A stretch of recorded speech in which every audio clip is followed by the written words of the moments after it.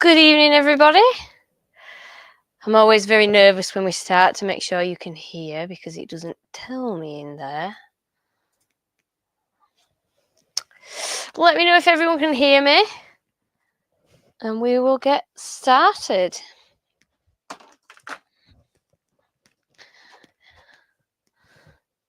Oh, it's doing the stupid thing with ads again, isn't it?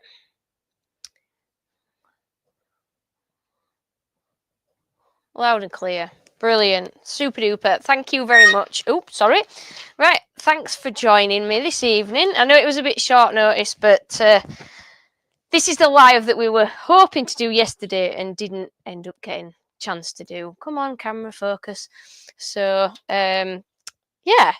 so I'm basically going to be doing a little demo that I did as a duo demo with Mick Hambry at Newark Show. And it was doing a crackle platter. Well, a crackle bowl, actually, for a change. I normally do crackle platters, which is the photographs that we were showing. So I'll just show you a few of these because it's really, really cool stuff.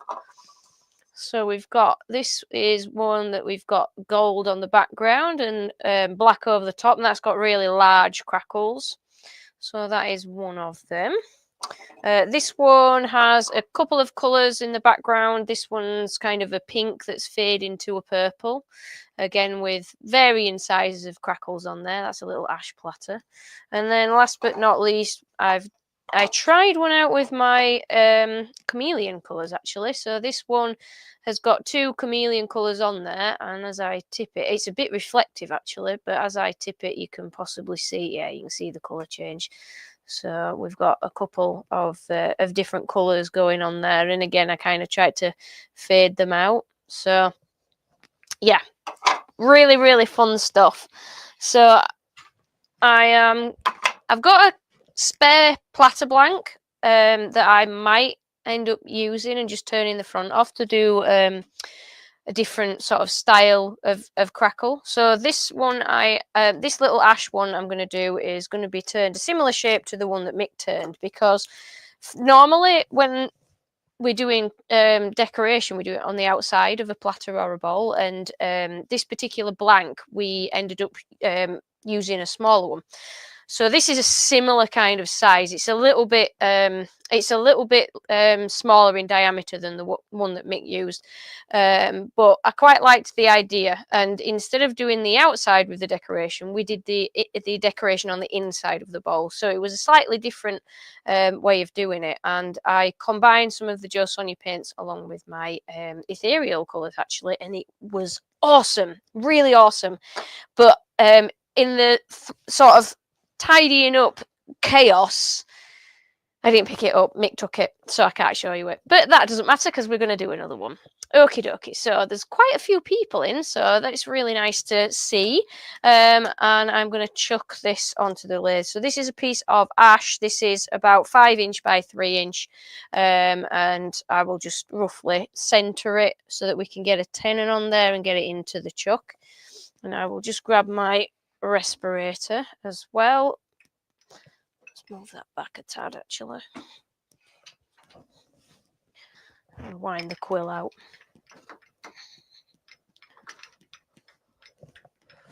It's in the kitchen. It's in the kitchen in that bag, I think. Yes, it is. Casper's going to get his PPE. Right, so I'm winding the quill out because there's a brown in order to, in fact, I don't need to. What am I doing? That's only for larger platters with this. Let's have a look. So that is more or less centered. So I'm using retractable centers for this. That'll do.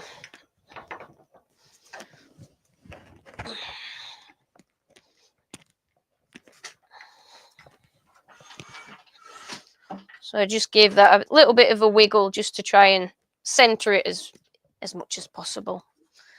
Cool.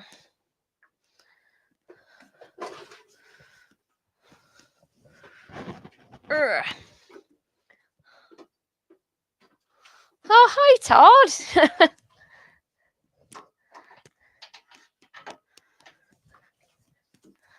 Ah, oh, good numbers, guys. We've just hit over 100. Better do a good job.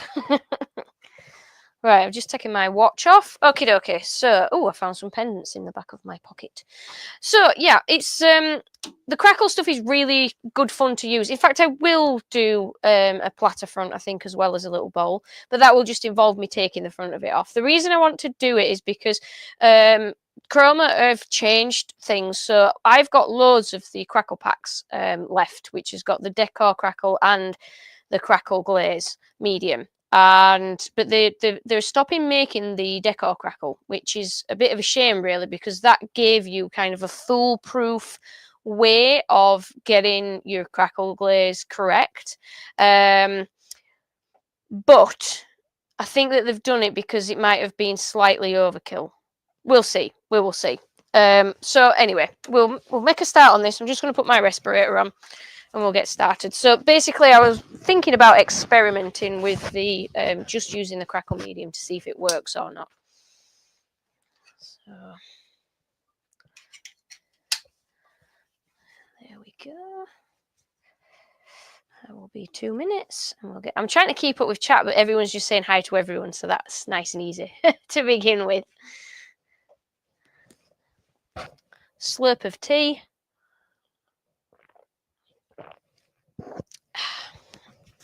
Head top and go. I apologise that the workshop is in an absolute, it's just chaos at the moment. It's been chaos for a few weeks. Yeah, well, yeah. Roy's laughing because it's chaos all the time, really, but, you know. So I'm sorry if you can see the mess in the background is what I'm trying to say. Right, I'm not sure if I am getting any chat through from the Facebook page or my personal Facebook.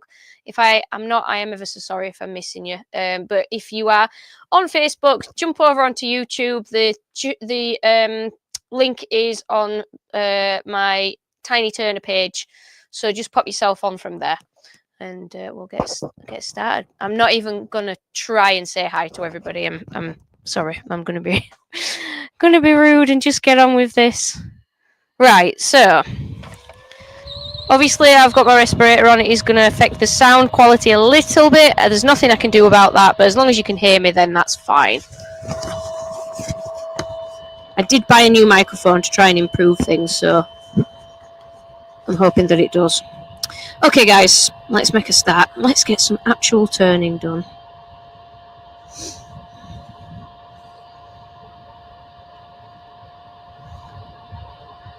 Okay, so 3/8 gouge. I'm just going to take the edge off, true this up. As always, I just like to point out that I try and be economical with my tool edges.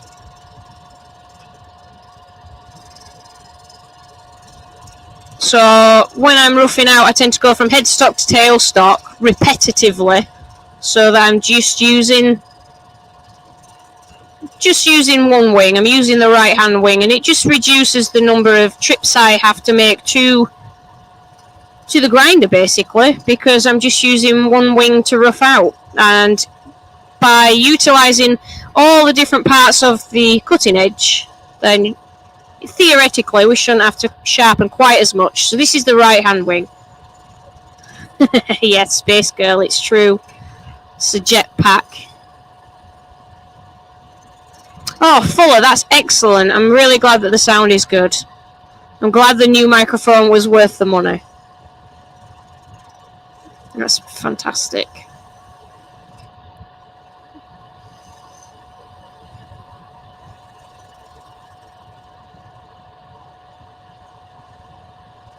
Okay, so we've almost trued up. Just going to take more of a finishing cut now. Got a little bit of bounce that's just happened on this area here. I'm not sure if the top camera will show it. I know it won't. It's better on yours, actually, Roy. Yeah. Bit of tear out. We're going to get rid of that.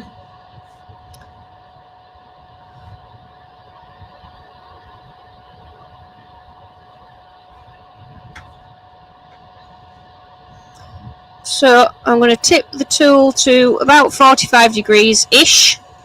And we're going to take a really nice slow traverse. Good bevel contact. This is with a fresh part of the cutting edge, so it should cut relatively nicely.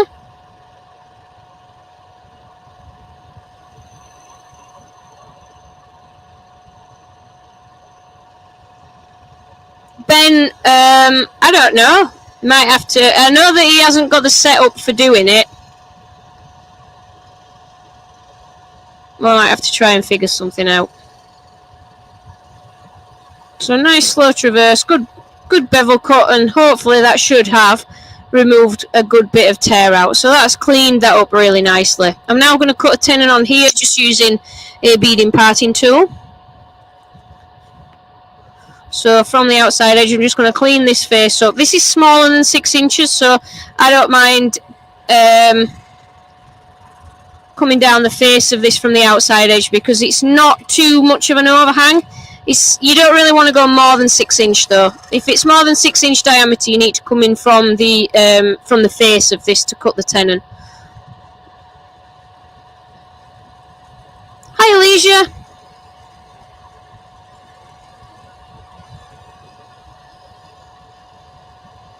I'm definitely not getting any messages through from Facebook. So again guys, if you are on Facebook, you are better off heading over to YouTube. So you're just looking for the Tiny Turner and jump on the live there if you want to be able to join in with the chat, because I cannot see any of your messages if anybody is indeed messaging.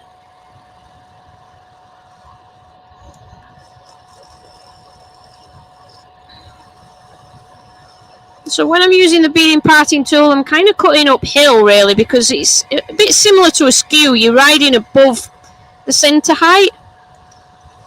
And I only tend to take small cuts with this tool, even though the width of it is quite large. It's 10 millimeters. Taking a huge cut with this will just cause the wood to resist and chatter a lot, so I tend not to do it. So now I'm going to jump on and put this into the jaws of the chuck, and I'm just looking at that. I was using some smaller jaws the other day, and I'm hoping that I haven't undersized that, because I turned that many tenons. You kind of get a muscle memory and a visual memory for the size, and I might just have made that a bit small, but we'll see. We will see. Hopefully I've got away with it.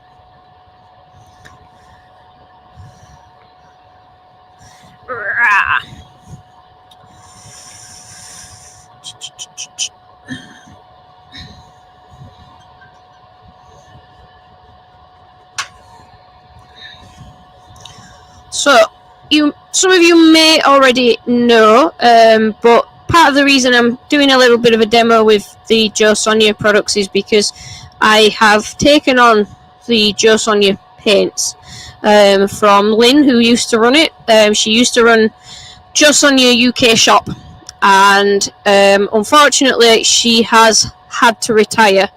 I am not going to go into details because this is not the place, but she's had to retire and she wanted the business to continue, so I have taken it on within my my own business, my own existing business, although I am using a slightly different trading name. So instead of it being called Jo Sonja UK shop, we've legally had to change the name. So it's changed to Paints and Pigments, which is our new website. It is the same website as the Jo Sonja one. If you put the wrong address in, it'll still take you to the new Paints and Pigments. But yeah, I have taken that on, and any of you who were at Newark will know that I've got huge support from Mick Hambry. Mick's been a superstar, and any of you who know Mick's work, Mick's been working with these paints for years and years and years. Just lifting that tool rest slightly. Pardon? Pardon? Yeah, has it zoomed itself out? Just go onto it.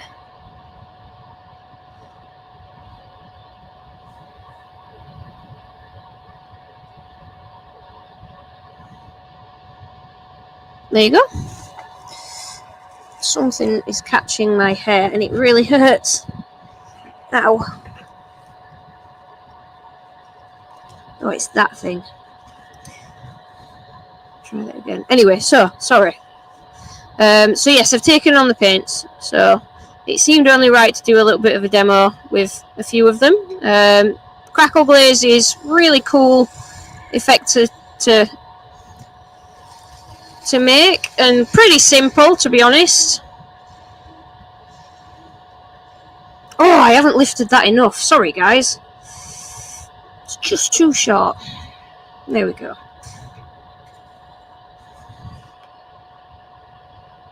Nigel, it is a piece of ash. It is a piece of ash.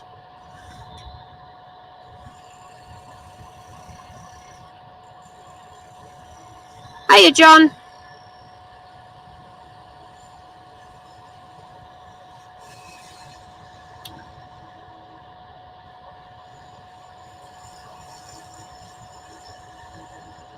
So I'm just making this slightly concave.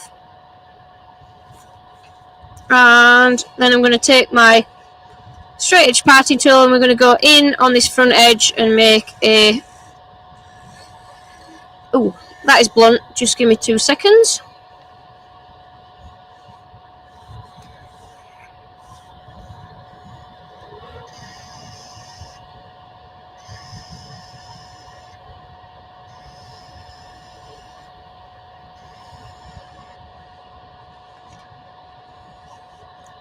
Try again. So I'm just going to make a cut. That's better. And we're going to cut a tenon from this.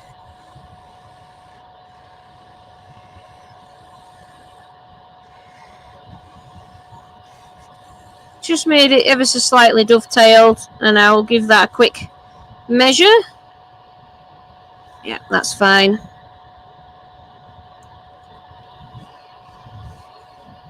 A little bit of decoration.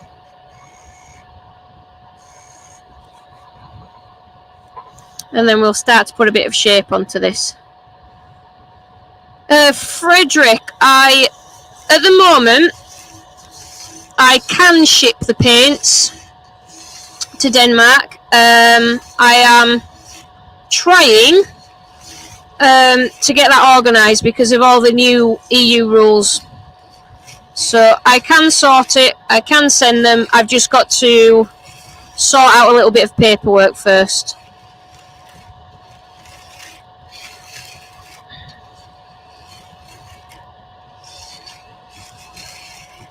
So let's move that around a little bit. So we're going for like a really tall OG.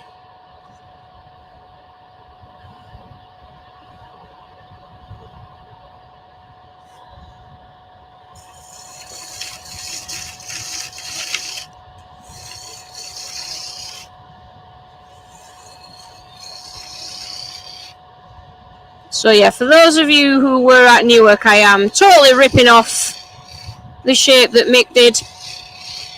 Although it won't be quite as nice because this is not quite wide enough to achieve what I would like to achieve. But we'll make do. So I'm bringing the tool rest round as we're getting further away so I don't end up overreaching with the gouge.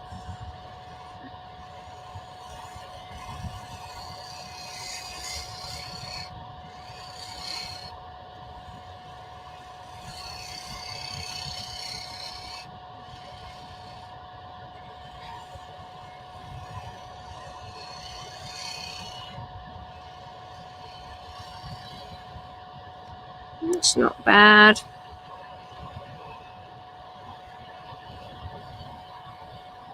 Now, I'm not going to go any taller because it is way, way, way too tall for the diameter is this. I probably, if I was to finish this to a decent standard, I would take the foot off as well. I'm not sure it needs it, or I would adjust it so it's quite a small foot, perhaps.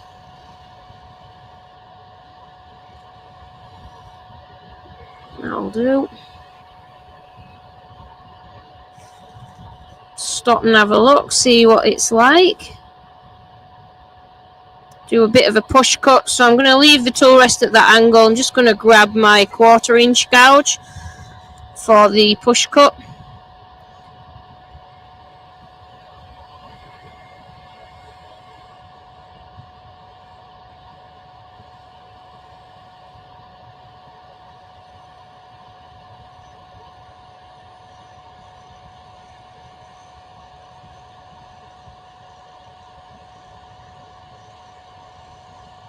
So this is just to kind of finish off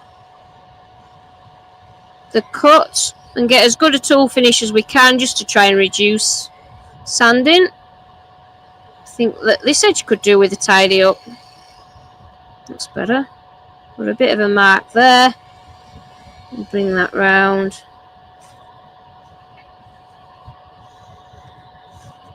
Now I've had to leave this area just ever so slightly flat because we need to make sure that the front of the jaws are going to butt up against that. That's going to give us the stability. So you don't want to sort of round this off right from next to the chucking point of the foot. So that is absolutely fine.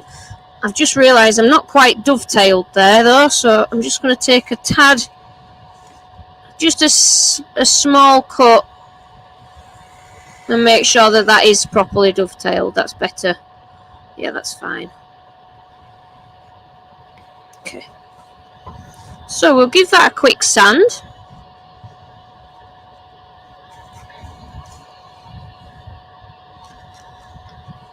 Just grab that and get that in position.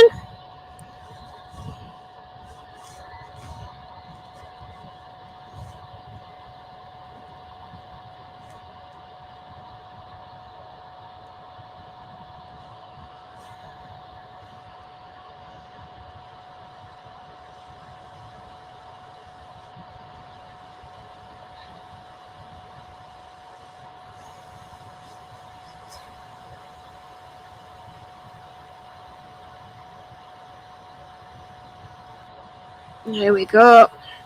So I'm actually using the smaller head from the Hope Woodturning Pro Sander.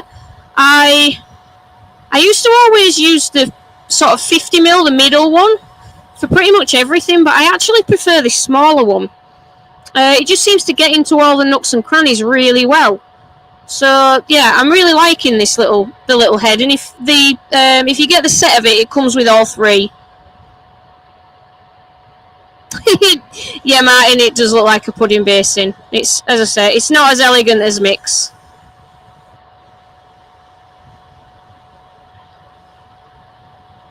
By any means. Right.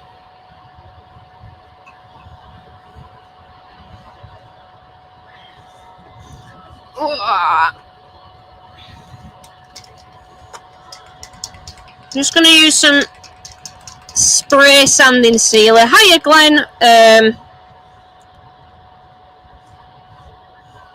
Because I haven't topped up my my trusty little Branston pickle jar, and it's gone really thick and gloopy, so I need to chuck some thinners in. So we'll have to make do with the spray sealer for now. It'll dry quicker. Give that a spin, and then I'm going to use some True Grit on there. Where's my... oh no, where's my cloth? There it is. Safety cloth.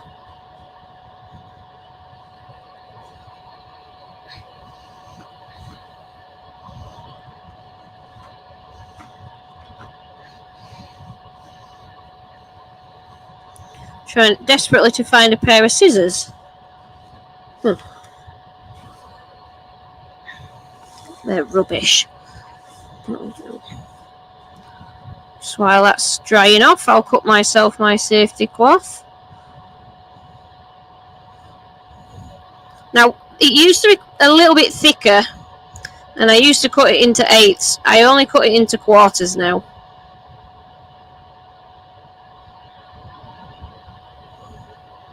So I need one for using my True Grit and one for my microcrystalline wax.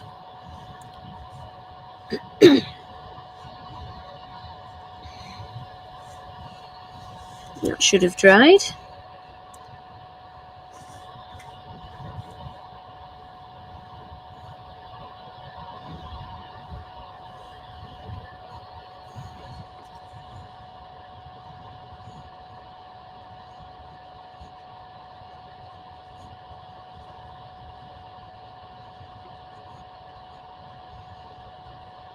Okay.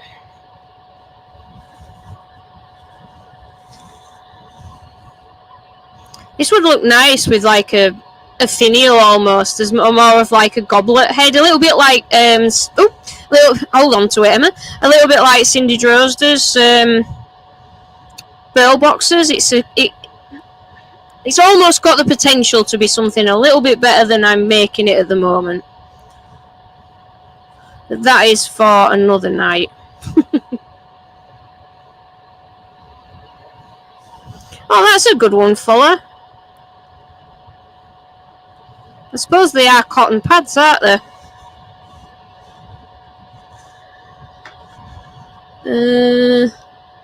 Well, I'll try that stuff that Dan and Katie gave me. So Dan and Katie gave me some trial wax, and I'm really liking it, actually. They won't tell me what the blend is, so I can't tell you, but they've been working on a couple of new waxes. And I'm using it because I actually know where this is. With the workshop being in chaos, I couldn't actually put my hands on a tin of microcrystalline wax right now. So mystery wax in a mystery tin. I'm going to leave it a couple of minutes before I just polish it as I would with microcrystalline, and then we'll go over and we'll polish it.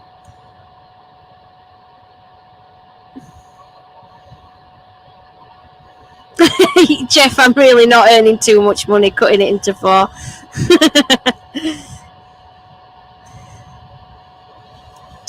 Yeah, splashing the cash, that, isn't it? Using a whole quarter of a sheet instead of an 1/8.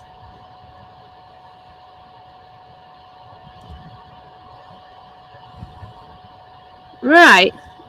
So we've got a finish on it. And it's a pretty piece of wood.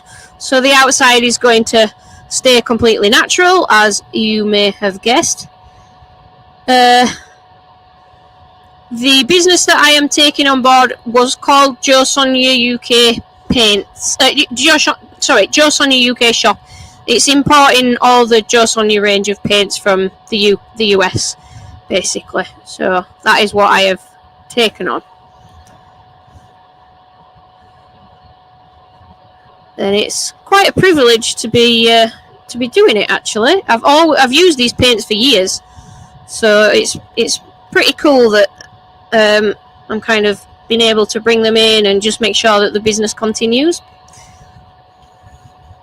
Right, so now we're going to shape the front side of it, or front face of this. So I'm going to cut this down. Let me just put a bit of an edge on that. That's not very good.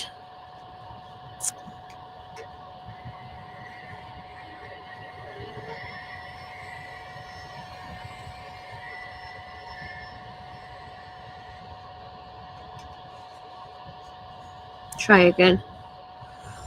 Yeah, so I'm just going to take this down, just lose a little bit of height because it is pretty tall.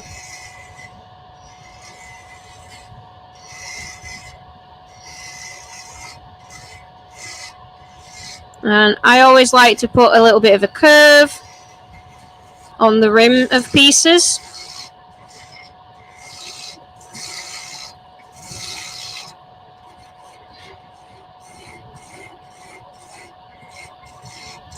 So I'm just getting rid of some of this bulk in the middle, because this is going to be a very deep bowl, so I am going to get in the way of the camera, unfortunately.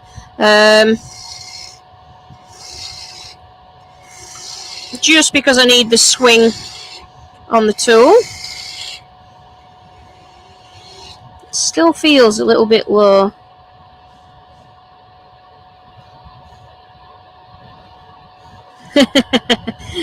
Mick's not into purples and pinks. I always suggest it to wind him up. And I too think it looks wonderful.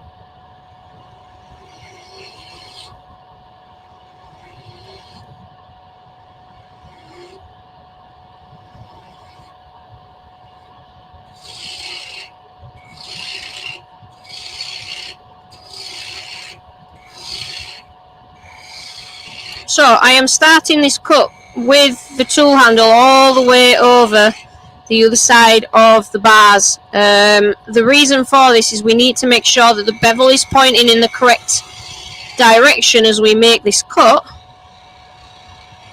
Otherwise it's going to skip back and ruin our piece of work.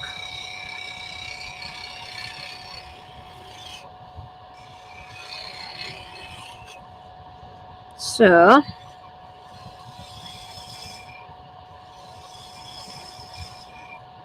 it's not very well balanced, isn't this? We've got no kind of thirds going on or anything because I just didn't have a wide enough piece, but I really loved the piece that Mick and I made together at Newark. It was pretty cool, I have to say. So this is a poor imitation.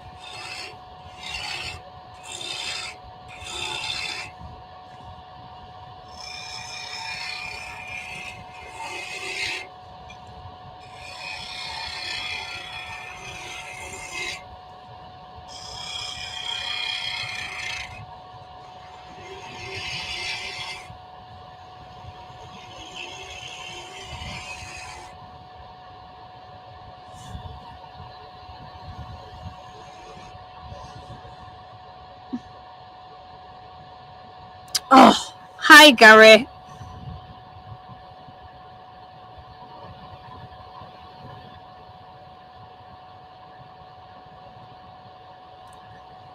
I can't show you comment, it's being stupid. Ugh.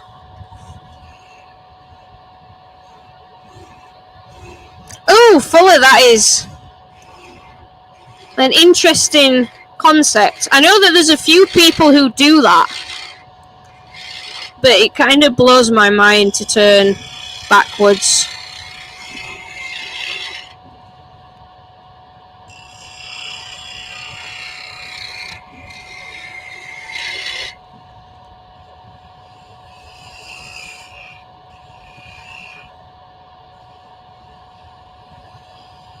Just trying to improve this edge a little bit.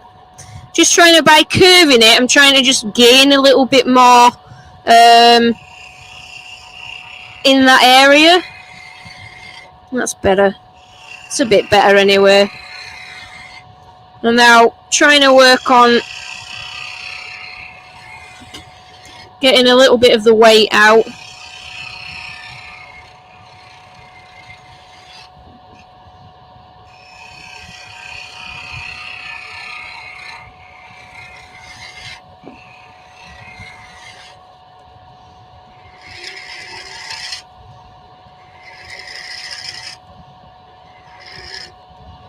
Take that center down.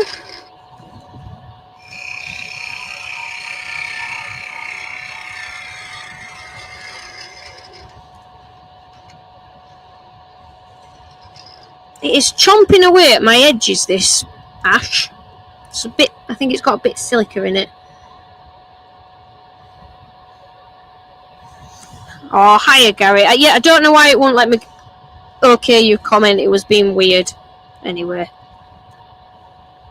It's nice to see you. You were very missed at Newark. We missed seeing you. Right, I'm going to go to the 3/8 gouge just to save me going and sharpening again. I'm not going to go too much deeper with this because the depth is going to start to create heavy shadows, and we need some light going in there so we can actually see what's going on with the crackle glaze. I'm just taking out my center. That's why I've disappeared. Because I'll end up with it in my elbow. There we go. Right.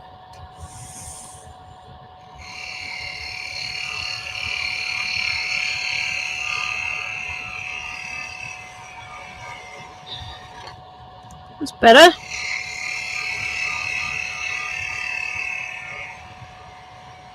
Right, that's taken 1/4 of an inch more out. That will do.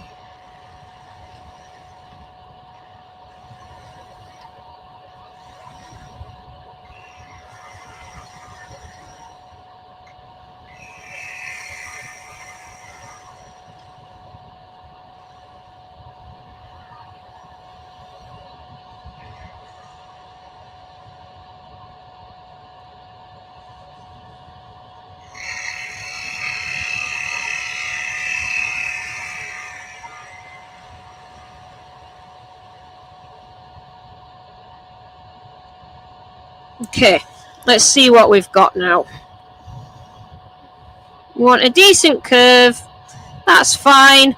It's not overly deep. It's not brilliant for following sort of the outside edge, because the outside edge is slightly OG, but that is fine for what we are doing. So I'm going to give this again a little bit of a sand. I'm going to use the smaller head of the Pro Sander to get in there, because this is a small area that we're sanding.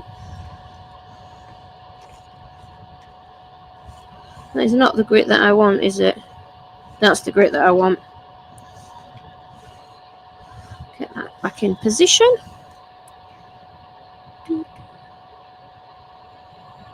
Oh, yeah, of course you're going to Oz, aren't you, doing Turnfest? Congratulations. Oh, turn it on, Emma.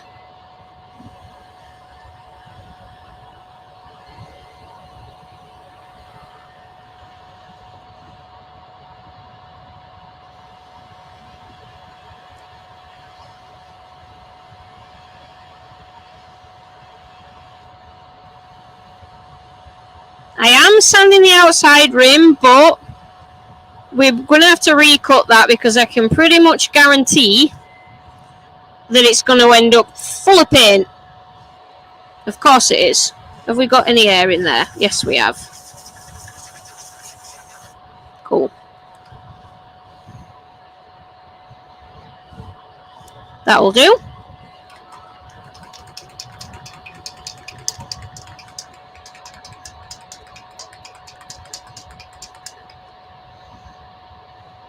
No, I don't think the flight will be a lot of fun, but I bet you're going to have a brilliant time.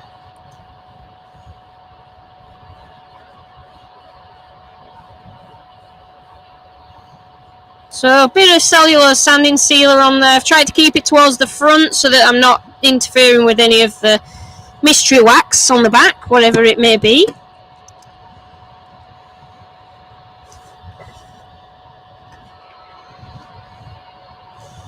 Just give that a bit of a spin. So all I want to do at this stage is actually seal the piece, as opposed to we don't want to put anything else on. We don't want to put any wax on, nothing. We just want to seal the piece. So whilst this is drying, I will take off the respirator.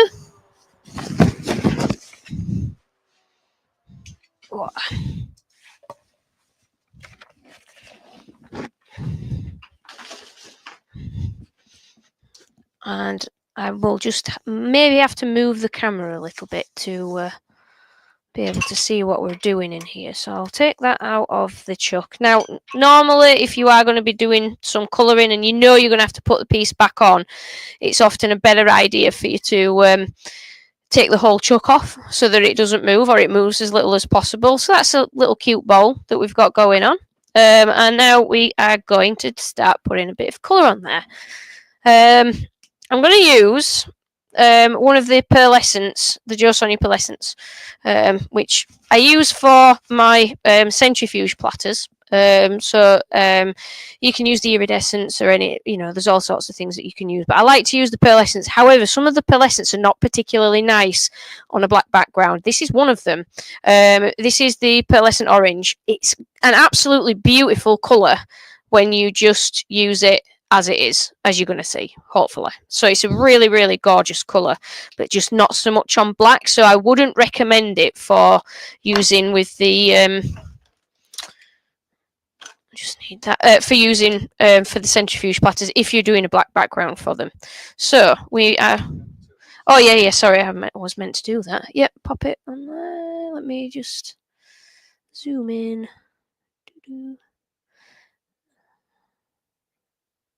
Cool. It's looking very orange, isn't it? Yeah, I don't know why, because we haven't changed any camera settings, but it looks really orange. It looks terrible on YouTube. Sorry about this. And now I'm going to use orange paint. Maybe I shouldn't use orange paint. Maybe we should use a different paint. I've got green. I've got green, blue. I've got pink. Let's go. Let's stick with orange. Don't it? Looks orange on my screen. Anyway, whatever. Would it be possible to clean the front camera? And yes, it certainly would. Let me just, shall I blast it with that? Give that a go. Is that any better? I hope so. It's the dust. It's terrible. So I'm just using this little Pringles lid as a palette. So this is the orange pearlescent. And I'm using a wide brush so that we've got a nice, easy application. Let's see.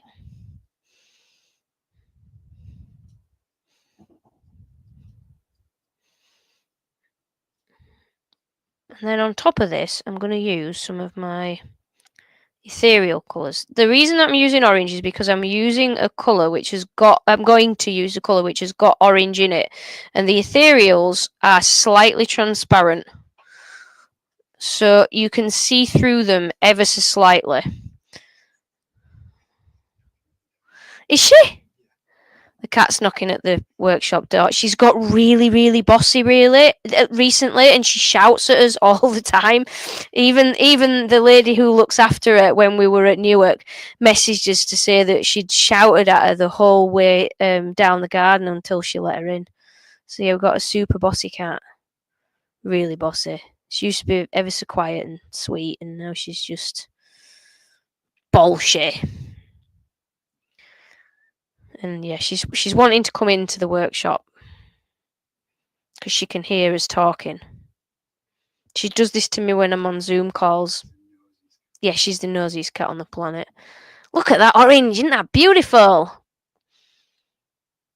Right, let's let that dry, or get a hairdryer, even better.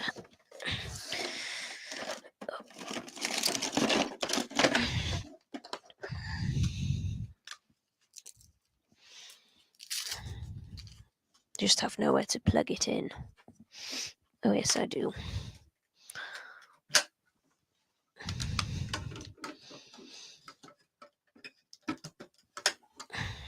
Right, so I'm going to hold this away from the lathes slightly so that I don't blow tons and tons of shavings into here.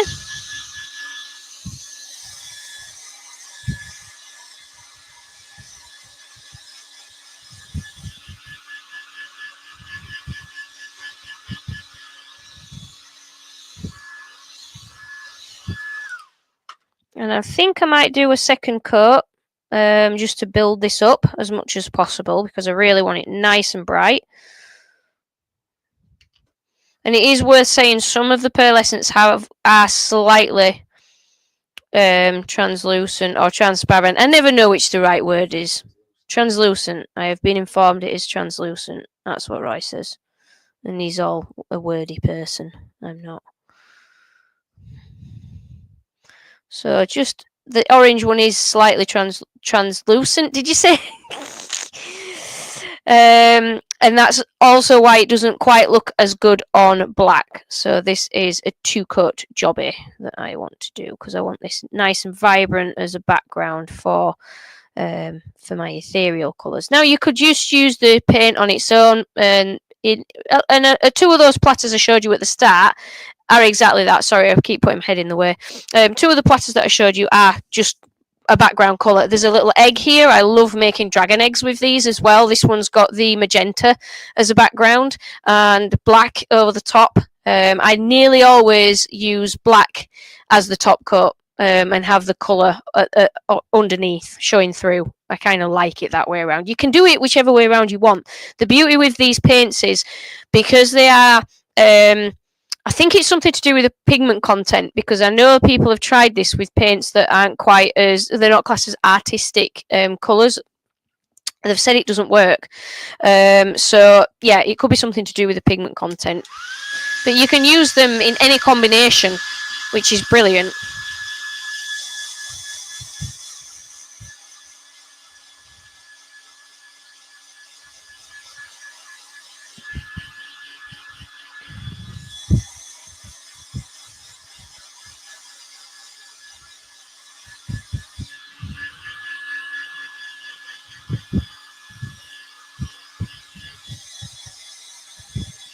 Tony's put an excellent explanation up as to the difference between transparency and translucency.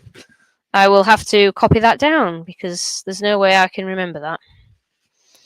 Right, so the background colour. The background can actually be anything you want it to be. You can even use decoupage. So you could use anything and everything. Just make sure that you let it dry.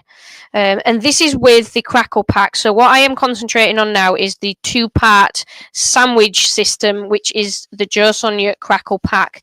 However, as I have been informed by Chroma, who make the paints, that is going to be going out of production. I can't get any more. I have about 30 packs. That is it.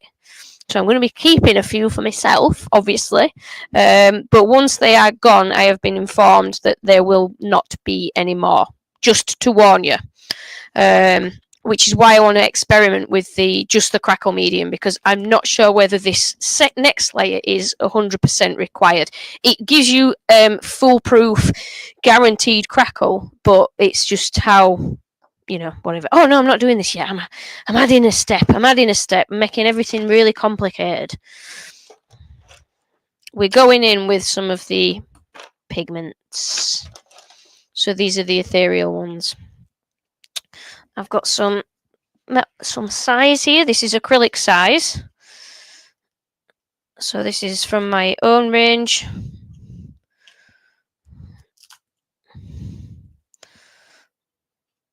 And I'm going to grab, I've got some pretty naff brushes in here that have had size on them already. Size is a brush killer. If you are using it, try and have a pot of water, hot water preferably, and some brush soap or something to clean your brushes with as soon as you've finished applying it. Once you put it on, if you leave this to dry, it will kill your brush. So I kind of keep special brushes for it because I go through a lot of them. Charlie, I don't know if it is food safe. I will have to check and let you know. I don't know. So I'm going in with my metal leaf size. You must put this on a sealed but dry background. And try and brush it out as much as possible. It will go on slightly milky in appearance.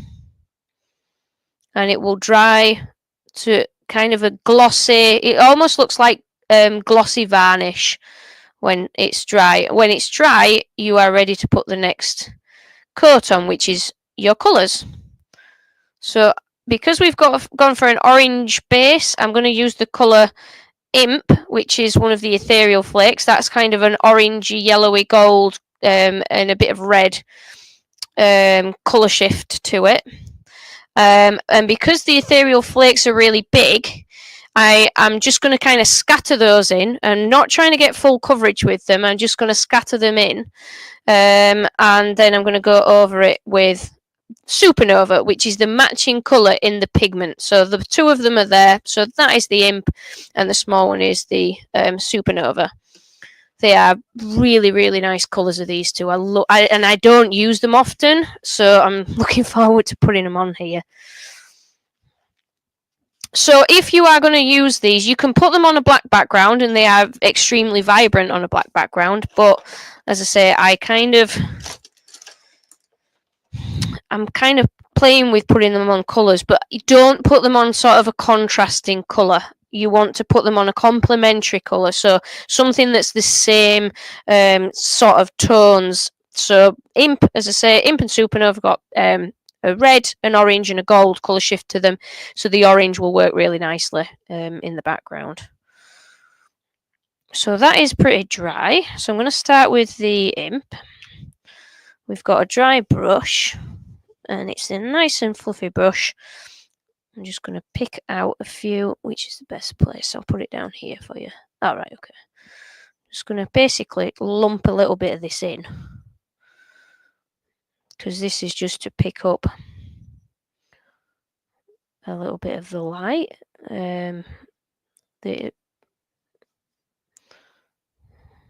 So that's just kind of catch your eye, really, are these big chunks. And then I go over it and properly cover it with the powder, because that will fill in any gaps that we've missed. So I'll hold this and tip it so that you can see what's going on. Myra's got 7 minutes of her lunch left. Now, it is important to make sure that all that size is covered, because otherwise it will pick up anything that's put on top of it. Anything that's on there will stick. So if you get any dust on there, it will stick to the glue, the size. So that is why I'm bothering to go over it with the powders. And I'm sticking to the same colour shift because we've got the orange underneath, and you don't want to be kind of introducing loads of different colours. The whole idea is that these colours have got that colour shift in them. So that's pretty nice, actually. So we've got that orangey base, and then we've got all those different colours going on. Okay. So pop that down, put the lids back on. Okay. So I'm now going to put the next layer on in the crackle thing. So what we've just done is an extra. So you want to just put your background on. The whole reason that I'm putting that on is to show you that you can pretty much have whatever you want as a background. So I've put a background color. You can leave it at just that, and then you move on to the next stage. But I've gone the extra and put some of the ethereal colors on there. I don't need to seal that or anything now. I'm just going to go in with the Decor Crackle. Now, because of the size on there, I think that it might require something over the top of it if we don't have this layer. So in the crackle packs, you have this stuff, which is called Decor Crackle. And this is our middle layer, and it stops the two paint layers from bonding together, basically. And it's got quite a good open time as the Decor Crackle. Now, once you've done your background, when it comes to putting on the next 3 layers, so the next 3 layers are Decor Crackle, your top coat of paint, and then Crackle Medium. You don't want to be fiddling with it too much. You don't want to be trying to repaint over it and make it really neat, and if you've missed a bit, going over it, because the more that you brush it, the more it kind of ruins the mediums. I don't know if it breaks them down or what it does, but they don't work. So you need to kind of be a little bit sort of slapdash almost. You just want to get in there and get the colours on, or get the layers in and get out again.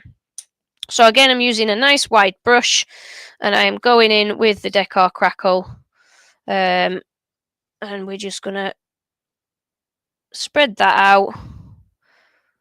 I don't like to go too thick with the Decor Crackle, because the thicker that you make the layers, the wider the cracks will be, but there'll be fewer. And I'm not hugely keen on that effect. I much prefer lots and lots of small crackles. I always think that looks better, but again, it's a personal preference kind of thing, and for me, that's what I like to do with them. So that's it. I've just gone over it. I've tried to get a good coverage. It's difficult with the light and everything to see if I've got a good coverage. It doesn't matter. At the end of the day, if you miss a bit, you miss a bit. It just won't crackle there, but it doesn't crackle absolutely everywhere anyway. So it is really not a problem. So I'm just cleaning out my little palette.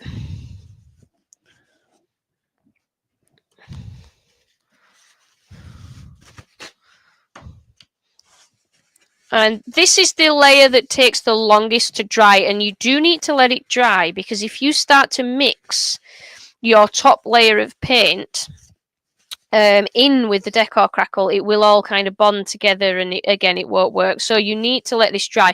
You can walk away from this layer and leave it for a few hours. So you can go and have your tea, whatever, and come back to it, and it'll be fine. You can leave it overnight, although it does say that I think the instructions say it's like a 6-hour working time, but I have left it overnight and it's been fine. It's still worked. If you can leave it an hour, that's great because you won't have to force dry it. I am going to force dry it, but it takes quite a while, so you'll just have to bear with me while we start to dry this.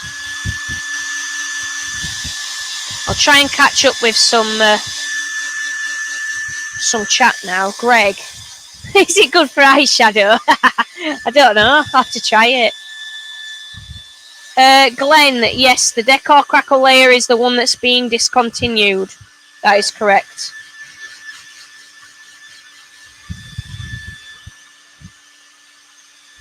But I'm wondering if it doesn't need it.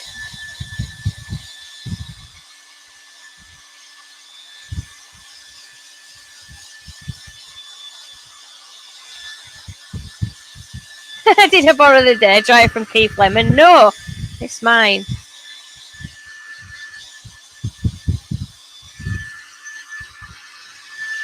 Right, let's leave that for a couple of minutes and let that carry on doing its thing. So while that's still drying, I'll just say again, anybody who's on Facebook, I'm really sorry, but the messages are not coming through to me on StreamYard. So if you are on Facebook and you're trying to get my attention, head over onto YouTube, just search for the Tiny Turner and you'll find me and ask your questions there. So I'm sorry about that. I don't know why, but it's just not coming through.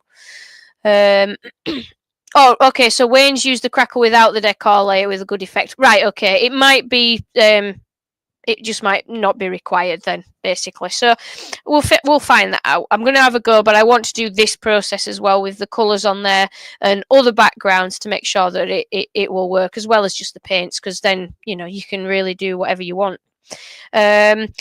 So while that's just drying the last little bit, I can just see that there's a couple of bits that's built up just below the rim that's a little bit thicker. And those need to dry before we put our next coat of paint on, which is going to be black. So I will grab the black paint. Oops. Whichever one it's in. And I'm just going to say... do some of you guys remember when I did my Gonk marathon, my Gonkathon? It's probably a good year ago now, if not more, actually. I've kind of thought about or toyed with the idea of doing something similar, but like with all the different mediums or as many different effects as I can think of with the Jo Sonja paints and with some of the chestnut stuff as well. And doing just like a finish-a-thon. Yeah, it just different ways of decorating stuff. They'll obviously be turning because I'll have to probably turn a load of platters, which is possibly the easiest way to go about it. But like working with the Crackle, doing the centrifuge platters, doing some of the stuff with my chameleons, and my ethereal stuff, and basically, yeah, just having a 5-hour session or more. And if anybody's got any ideas, we've got some other things that we want to try out, and so there'll be hopefully other stuff as well. No, I don't expect anyone to stay for 5 hours, of course not, but loads of people stayed for ages with the Gonkathon, or sort of were in and out a bit. It was really good fun. I really enjoyed it. So anyway, would you like something like that? Because I'm well up for it. And it just means that, we can all get to know what all these different things are, because I'm used to the Crackle medium and I'm very familiar with the iridescence, the pearlescence, the metallics, but then you've got your background colours, and they're quite interesting because they're really kind of really pigmented, and they go on and dry completely matte, and they're very interesting colour range. So there's the background colours, then you've got the tubes of colours, and you've got pouring medium and iridescent medium. There is so much in that range. It's like, wow. So if you're interested, I might just have to do it. And if anybody's got any experience with any of these things, then that would be handy. Yeah. Roy is not trying to get out of it. It was his suggestion. Tag team with Stuart Freeney. Yeah, that'd be pretty cool, actually. Yeah, Gary did the cosmic platters. The cosmic clouds. They are gorgeous. Yeah, it was good fun. Right, okay. Well, I have to look at setting something like that up then. I might have to. I don't know about doing it over a weekend. I might do it maybe a Friday evening and into a Saturday or something. Anyway, if people are interested, we'll do it. We'll do it for sure. I loved doing the Gonkathon, even though I never actually reached my goal, which was a shame. It was a shame. So next layer, I'm going to put the black paint on. I always go for black on the top, more or less, or sometimes I've used white. The reason is if you've got a lot going on in the background, you need something very muted in contrast. So I'm just going to go for the black. And again, when you're applying this, I don't go for thick layers, so I am going to spread. I've put loads of paint on that palette. That is a bit of a waste. And we're just going to spread that over the surface. I will have to return that outer rim slightly. That is not a problem. And just to tidy it up, I'm trying to be as neat as I can because I was trying to avoid it. Oh, I've got a massive blob there. Be very careful going over your brush strokes. I've got a very, very thick section there that I'd really want to take down. You've got to be careful because you will start to remove the black, the top coat, if you're not careful, because it's got that Decor Crackle on. It's quite fragile. So I'm trying to spread it without removing it. Let's get in there. So the Decor Crackle, you can use that as a final finish. You can leave it at this, and as it dries, it will start to crackle a little bit. I think on the instructions it tells you not to use a hairdryer on this coat, but I use a hairdryer on every layer, and it doesn't really have any. Well, I've never known it have a detrimental effect to it. It's probably going to ruin it now, sod's law, but I'll just put a little bit over it. Yeah, Gav.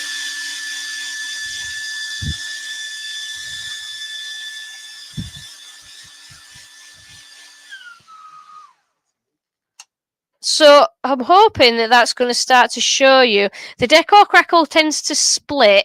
Oh, is that Roy's going to try and get a better focus? It tends to split along the same direction as your brush strokes. It's not a bad effect. It's not a bad effect. It's nothing spectacular.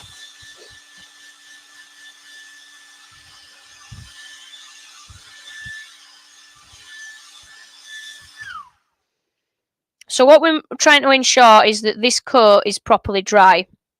Well, not properly dry, but it needs to be touch dry. That's what you're working on. So if you dry it with a hairdryer, just make sure that you don't just have a very fine skin over it, which this area is. If I put any pressure onto this bit with a paintbrush, it will burst through it and it will show wet paint underneath. So I'm just trying to dry that off a bit more.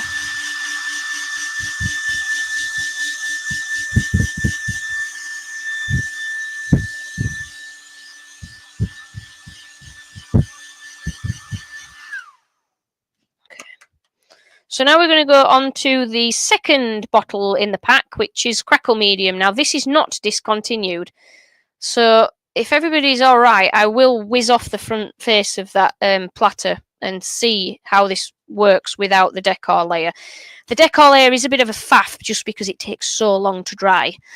So if we can skip it, I would be in favour of that.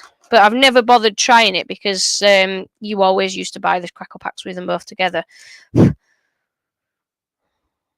So this is the Crackle Medium.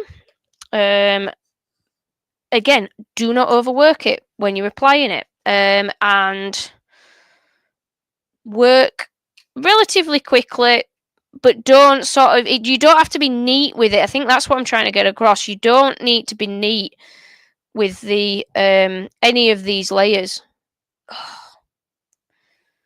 That is the one thing that's blooming annoying about the Crackle medium. It goes a bit gloopy sometimes. Just make sure that when you empty it out of your tube, it doesn't bung any residue on there that's already dried. It's blooming annoying.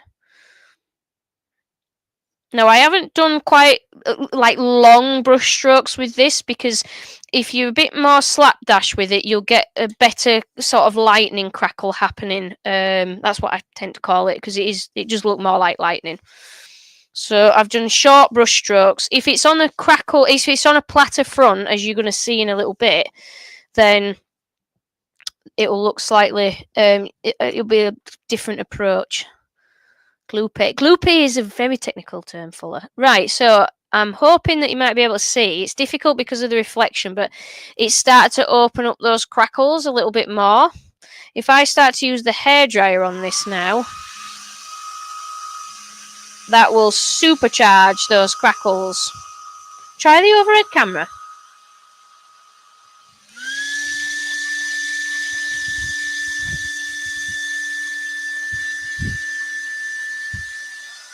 Not sure which is best, actually.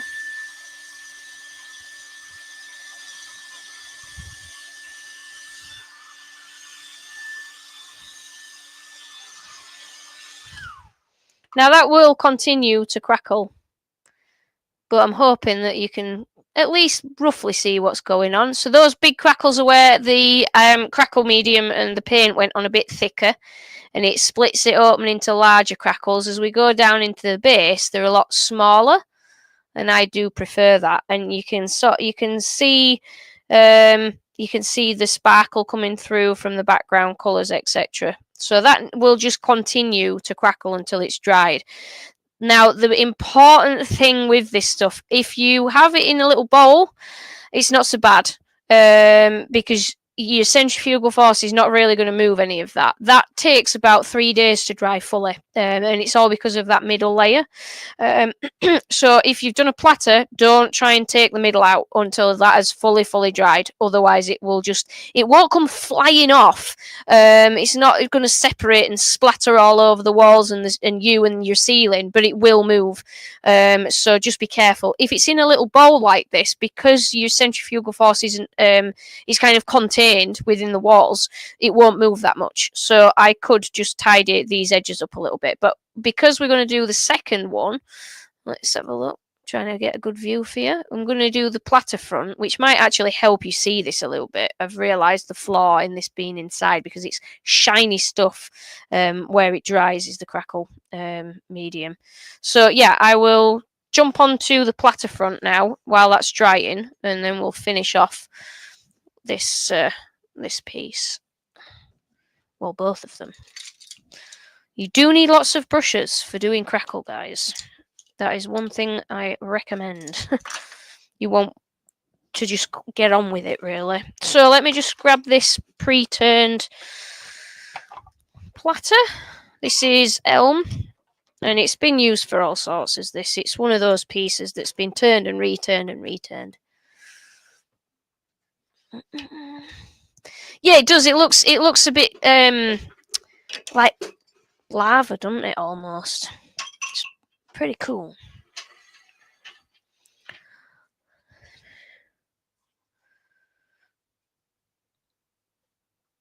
Yeah. So the reason I think that a lot of people don't tend to use these finishes, Glenn, is because the instructions that they come with are absolutely terrible. When I first got the Crackle stuff, I could not make it work to save my life, and I ended up ringing Lynn. And Lynn, first thing she said was, right, no problem. Are you following the instructions? And I went, yeah, I'm following them to the letter. And she went, that's where you're going wrong. She went, put the instructions in the bin. She says, and then come to my house and we're going to have a play day. And I dutifully drove down to Lynn's and we had a play day, and she taught me how to use it, and it took all of 10 minutes. And that was literally the process that we've just gone through. And that's the problem, I think, because there's not that many YouTube videos really not for wood turning anyway, which is our kind of go-to thing for anything wood turning. You automatically look for another wood turner who's doing it. So if you're only following the instructions, or you've tried to make your way with it, it's not easy stuff to use. So I think that is why a lot of people avoid them, because they don't get very good results. So let's take the front of this off, and then we'll just do the same thing again. Oh, thank you very much for that. Right. Turn the air on. Need to breathe.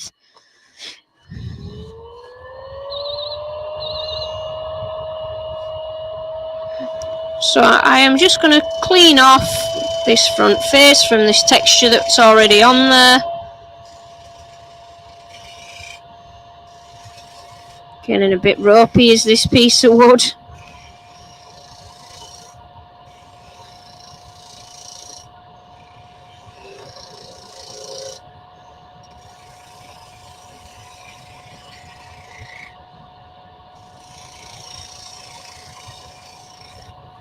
It's just bouncing a bit, just let me sharpen this.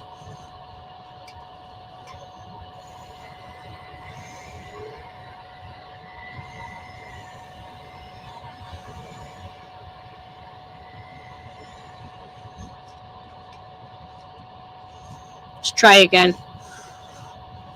So while I'm cleaning this up, guys, I totally forgot to load the discount code into into OBS. So in order to kind of say, hi, I'm doing the paints now, I've set up a little discount code, and you are more than welcome to pop onto either the tinyturner.co.uk. So it will work on my website, but it will also work on the Paints and Pigments website. So if you are used to going onto the Jo Sonja website, which was Jo Sonja's UK shop, we've had to change the name. There's nothing we can do about that. We've had to change the name. So we've renamed it Paints and Pigments. It will redirect you automatically to paintsandpigments.com. And the discount code is Jo Sonja 10, which is JOSONJA10, all together, all in capitals, and that will give you 10% off any of the Jo Sonja range on my website, or of course all the range on the Paints and Pigments website. So that is Jo Sonja 10. So if you fancy a bash at some of this, or you've wanted to pick up some paints, then this code is active until this coming Sunday, when it will expire, and it's got a 1 use per customer on it. Right, so now I will use the slightly larger heads on here just to sand this up. Then, am I doing any more burr off cuts? Yes, I've got a massive bag of them. I really need to get them sorted and weighed out. So those are coming. Same with, I think I've still got a couple of bags of offcuts of beards as well, of all that fabric. But the burrs I have that sat behind me in the workshop, and there's loads. So I just need to get a bit of time together to weigh them out and photograph them.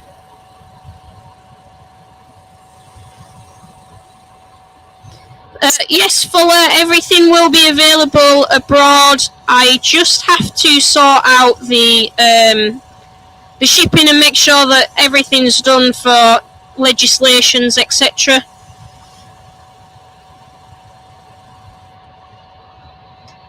So yes, they definitely will. It's a nice website. It's Lynn's website. She had it done. It all came as part and parcel of the business, which is why I haven't just put it all onto the Tiny Turner website, because I don't feel that that's appropriate. Although I do and have sold the products on there for a long time. I haven't sold them all, so I will keep the stuff that the wood turners use, that we all are used to, on there, and leave everything else on the Paints and Pigments website. The black layer, no, it was just, so Andy, the black layer was just the Jo Sonja matte paint. I haven't got any gesso at the moment. I have an enormous order in with Chroma at the moment. They are picking it, and hopefully I will have that in the next few weeks, because the gesso went out of stock ages ago. So that is all hopefully going to be here relatively soon. So we've got sanding sealer. Can you use ordinary acrylics? Martin, in all honesty, I personally do not know, because I've only ever used the Jo Sonja with it. However, I know that they do have to be classed as artist quality paints, or it just won't crackle.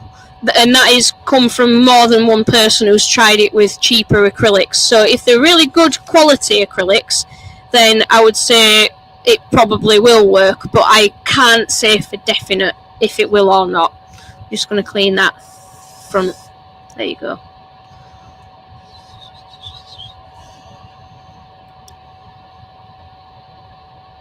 Nigel, yeah, the instructions are the worst ever. They are really bad. So don't feel silly. Just put them in the bin. Just put them in the bin. Right. So let's have a look at that overhead camera again. Now that we've got this on, let me just tweak that focus a tad. Okay. Again, I'm just going to take this off. It's just a little bit easier for me to do the painting without it. Cannot turn without that thing on anymore. Any of you guys that have seen me at demos recently will probably have picked up on the fact that I have always got my respirator on. Yes, I got a really, really horrendous cough last year that just would not go away. And it turns out that I have ended up with a sensitivity to dust. Yay. Let's go for this colour. I might go for a blue. Shall we go for blue? Shall we go for blue? Let's go for blue. Yeah, that was my problem. Yeah, don't wait till you've got a dust sensitivity, because it's really not fun.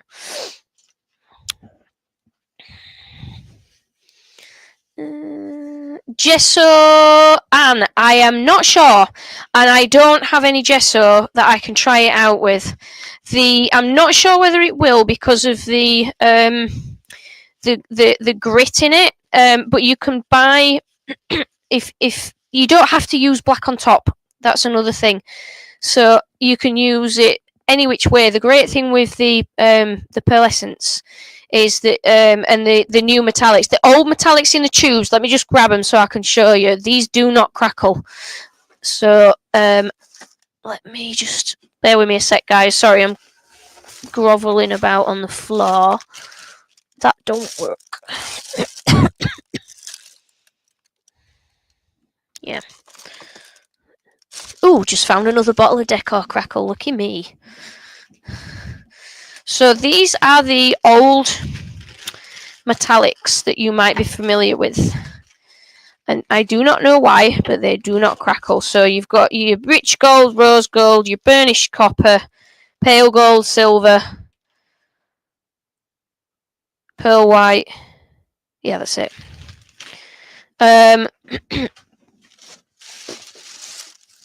Actually, let's put a metallic underneath. Oh, I don't know, because I really like the look of that blue. So the metallics in bottles, these ones do crackle. So any of the new metallics, any of the premium metallics, any of the premium pearlescents, and any of the normal paint colours will crackle. And it doesn't matter which way around you put it. You can have any of these as the base, any of these as the top coat. It really, really does not matter one bit. But the metallics and the iridescents, they also will not crackle. You can put them down as your background colour, but not your top coat. It won't split apart. So yeah. Okay. I'm gonna go for blue. Let's do. Have I got 2 blues in here? Yes. Let's do a colour fade because we've got big palette area to work with. Okay, so I'm gonna cheat and just put some paint on there. Blub blub blub. So this is deep blue, and it's a beautiful colour. Is this? I love this colour. So it doesn't matter if it goes in the middle because that's going to get turned out again. So this I'm just slapping on. And I've got quite a lot of it on because I'm going to put light blue around the edge and I'm going to fade it out. So you want to keep your paint fairly wet for this. So we've got cellulose sanding sealer on here. I've just used the chestnut spray because it's nice and quick to dry. And then I'm just going to put some of this normal blue or sky blue or light blue around the edge. Just a few blobs. So, and I'm going to wipe off the brush. I'll just use the same brush because it's all going to end up covered anyway.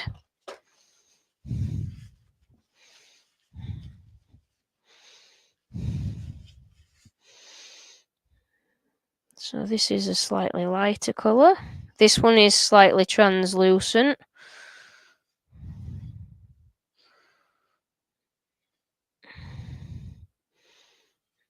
So we've got a little bit of the elm showing through there. And it's making it look a little bit greeny, but that's not a problem because if we fade this out into each other, then we can fade the blue out into the light blue. And it doesn't have to be super neat, doesn't this, by any means, because you're going to be covering it with black paint. So I'm just kind of going around and just widening the brush strokes and getting some kind of colour fade happening. And I've just dragged a little bit of the darker blue into the light because of it making it look a little bit green due to the colour of the wood coming through. I love doing these colour fades. It looks really cool when it's finished. It can look like a dog's dinner while you're doing it, but when you get the crackle on and it splits open, it's just fabulous.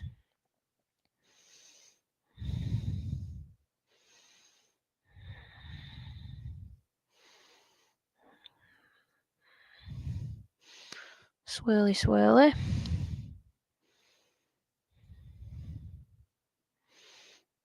And I think I'll pick up that last little bit of blue. Hide in there just to darken the middle bit a bit more. It's very technical, not. Oh, that's alright, that. Right. Hairdryer.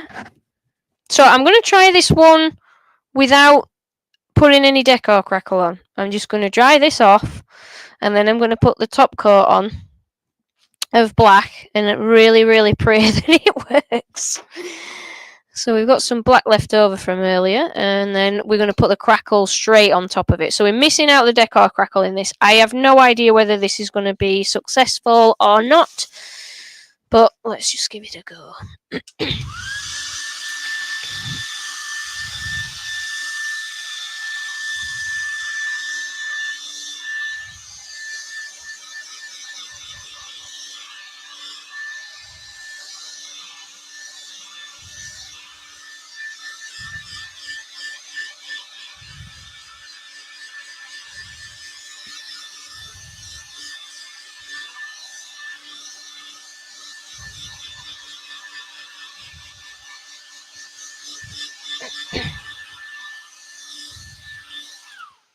So in order to make this a fair test as well, I think I will put part of some of the colours on some of the ethereal colours, because I am interested as to whether or not these will split due to having the size on the top. So I'm going to think I'll do half of it and chuck some of the chameleon on. So I'll just do this bit over here. So this brush is already drying out and struggling. It's a bit crusty because it wasn't washed straight away.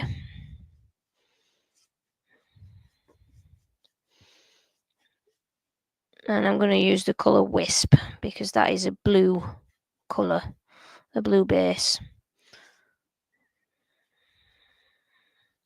And then I will go over it with Eclipse, which is the matching colour in the pigments.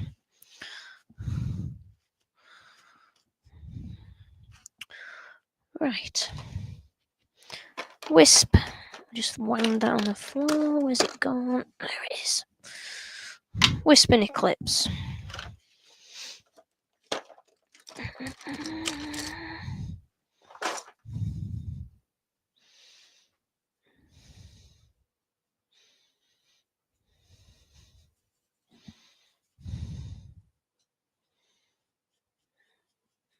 Oh, I didn't let that last one dry and it's made my brush a bit manky. I need to clean this. I'll use one of my old brushes.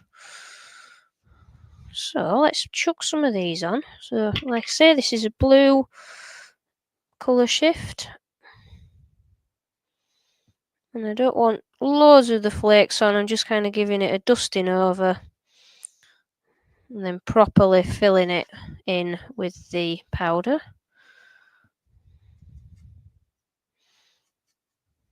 Because if you're trying to cover this whole surface with the flakes, you will just empty your pot easily. Whereas the powders go a lot further.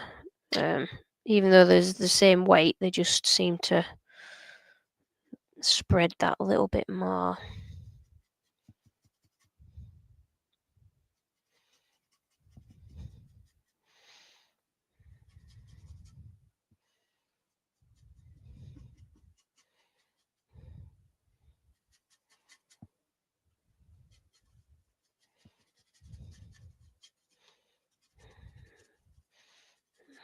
So, yeah, I'm interested to see how this works. Like I say, I haven't tried it without the Decor Crackle. It might be a total failure. Who knows? Right. Just give that a blast. Pardon?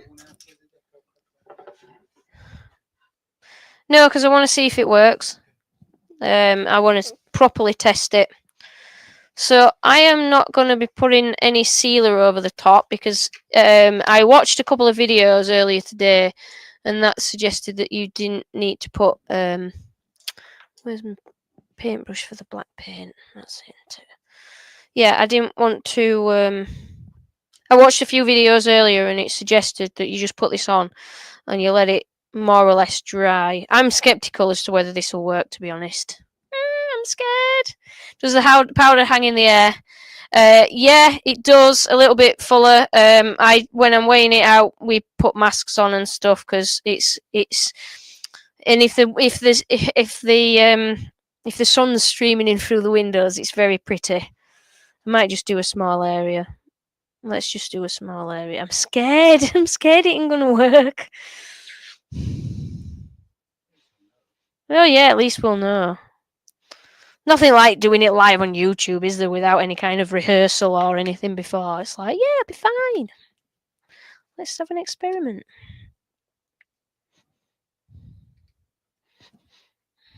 I'm so annoyed with myself for not putting the discount code. Come out!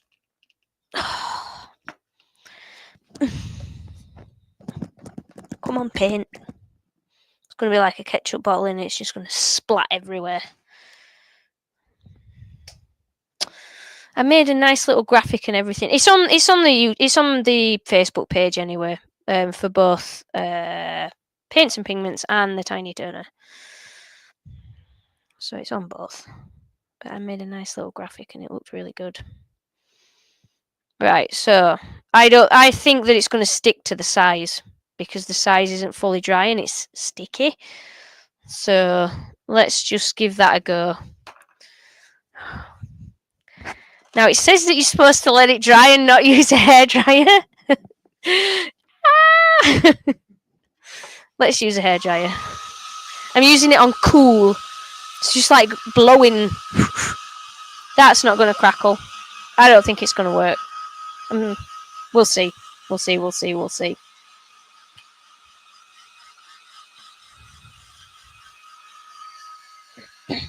Hi, Alan.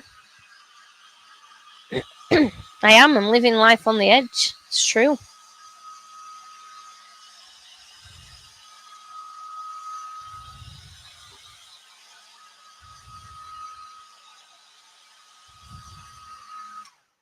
Okay. Moment of truth. I'm so scared. Oh, I used the wrong brush. I need another brush. Do we need a drum roll? No, I'm panicking though.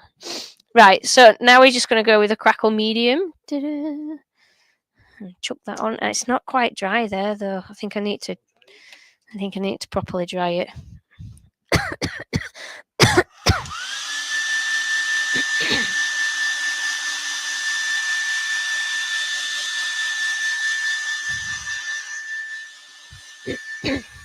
So we've got a little bit that's got the size and stuff on. I should have probably done a small area instead of an entire half. Oh no. I just feel like that's probably bonded now. Right, so I don't like to do the brush strokes in the same direction with this because if you do, it's pretty cool still. You get like, it looks like tree bark that runs along the brush strokes, but for this lightning pattern.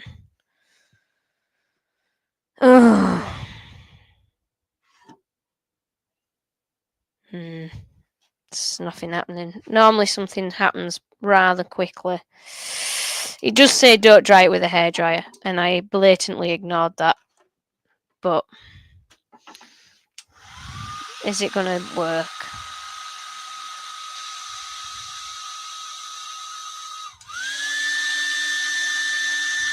No! Oh! Tiny crackles! Look at that! It's like dragon skin. Ooh.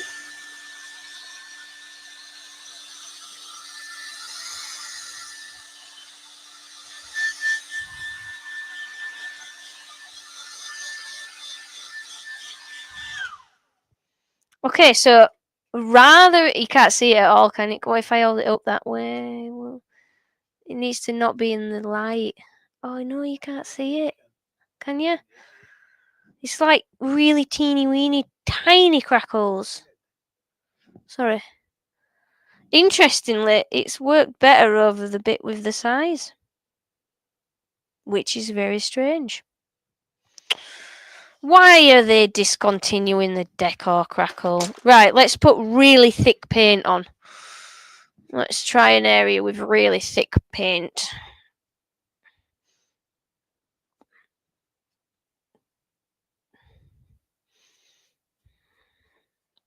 So if any of you are just joining us now, go back to the start of the video because it's so much better is the effect at the start of the video. Which makes me sad because why would you discontinue a product that's really good? Right, we've got thick paint on there. Mega thick paint. Because it has definitely crackled, but it's a bit lame.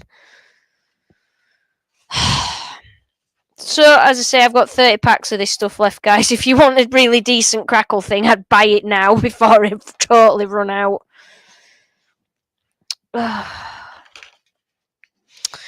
And there is a 10% off discount code at the moment, which is Jo Sonja 10, JOSONJA 10 all together, capitals. It'll give you 10% off, and it'll work on Tiny Turner website, and it'll work on www.paintsandpigments.com as well. I am heartbroken that they're not using that Decor Crackle, which means I need to find a way or something to replace that middle layer with somehow. If anyone has figured this out or has happened to come across this, then please do let me know. Because, yeah, you can just see it. Have I tried mixing the medium with the paint before painting it on? No, I haven't, Mick.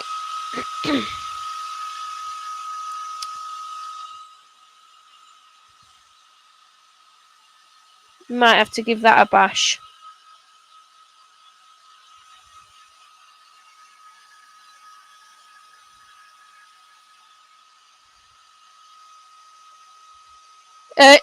No, it's Jo Sonja.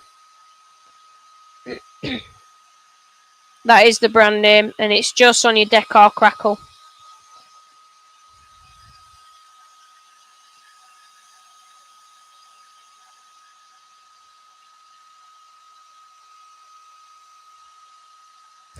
I've already stashed some Haley.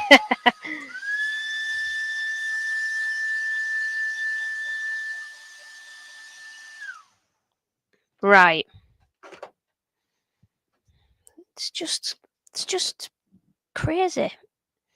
Roy thinks it's because people have struggled to use it, so they've kind of got rid of it because the instructions are so bad, which makes sense to me. I wonder if that is the case. But still, it's foolish. Right, I'm going to put a thick layer of the Crackle Medium on as well.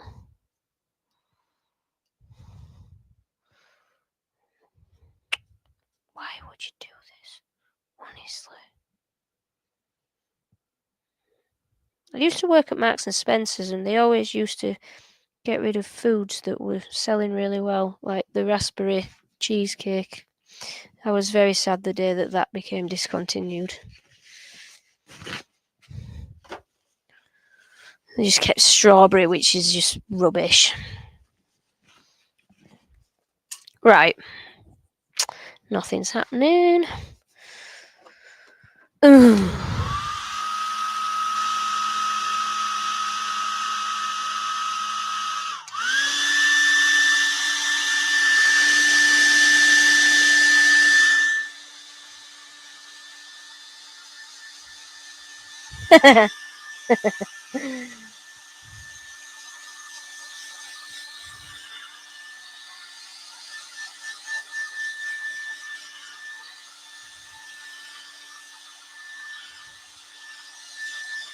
So, you can see it crackling, but it's only crackled. It's crackled the paint, but it's already bonded with the base, so it's crackled the very top layer of the paint. So, for those guys who are just joining us, for the sake of showing you this, I'm going to show you the two-part. I'm going to put the Decor Crackle on the rest just to show you the enormous difference that it makes. And then I'm going to set up a petition, and I need all 139 people watching this to tell their friends to sign it. And then we'll send it to Chroma and be like, bring back the Decor Crackle.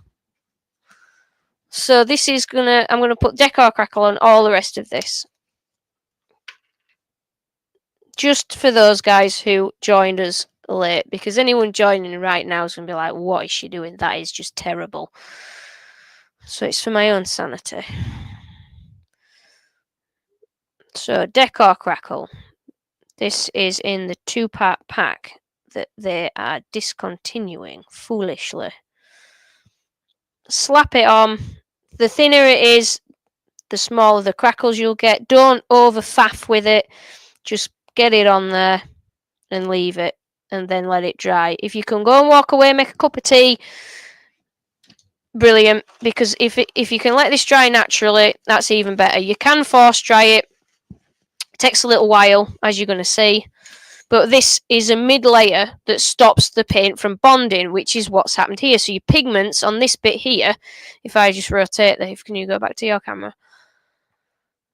So yeah, you can see that in the light that it has crackled that layer, but it's the pigments have already started to bond to the layer underneath. So it's, although it's cracked the paint, it's the pigment's been left behind. This area is not done too bad. It's very, very subtle. You can't really see it because it's so reflective. Yeah, I think the size has stopped it bonding because it was still slightly wet, which I thought the size, because it's sticky, would actually help the paint bond. So I need to find something to do it. Yeah.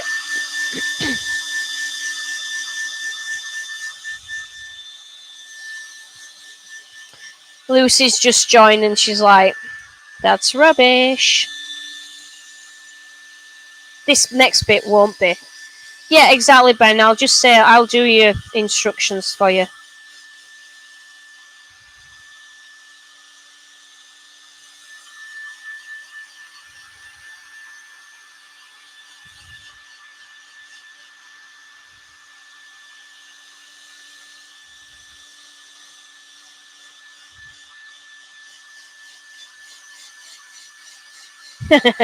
I thought it. I wondered that, Martin, but the thing is, you're not trying to seal it. You're trying to keep an active layer, and that's the difference. If you put a lacquer over the top of it, that will seal the base. You need something active that's essentially providing you with a slippery surface and stopping them from bonding. Now there are other things that they have. They've got clear glaze medium, and they've got. Oh yeah, it might be worth mixing some. Yeah, so they have retarder mediums and magic mix and a few others. Like I say, I am literally learning all this at the moment. So I'm trying to get used to all these different products. I'm familiar with quite a lot of them, but there's a lot that I've never used. And yeah, I'm wondering that might be if you mix the retarder into the paint, but you're still drying it. So. Yeah, you are, but you need it dry enough to put the crackle layer on the top.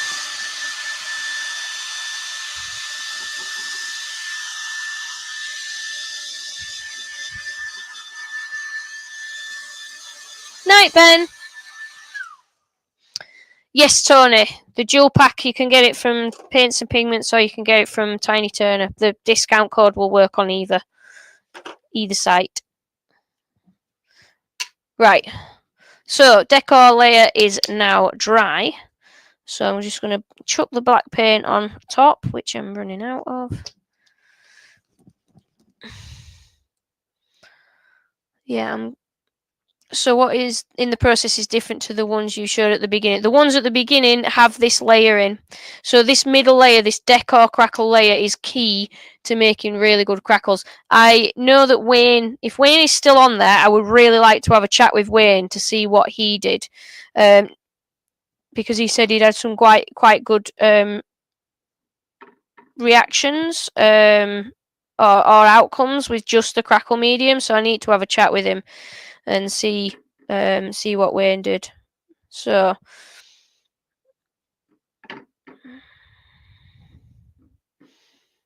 putting the black coat on. This dries pretty quick, which might have been part of the problem. But you can't just. Oh, I'm going to stop complaining because I'm going to get annoyed.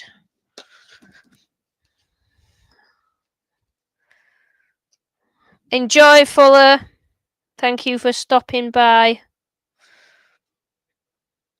So yeah, the ones I showed at the beginning of the stream had the Decor crackle layer. I've always used all three, which you will see the difference with because it's just going to be like 1,000 times better.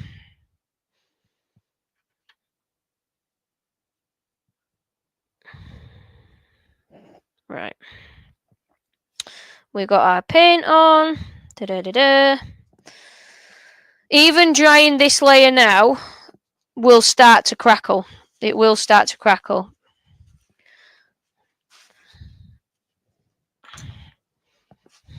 So let me take my fancy hairdryer. Duct tape.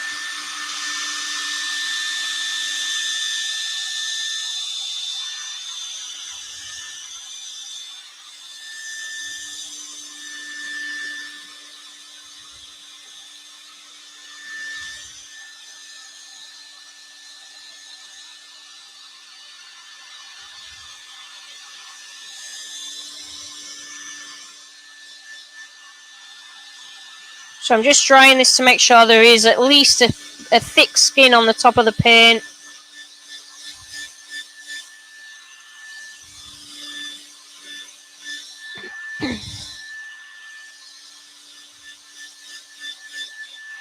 So already you can see that that's splitting apart. And that's just with the Decor Crackle layer. So that's the middle layer.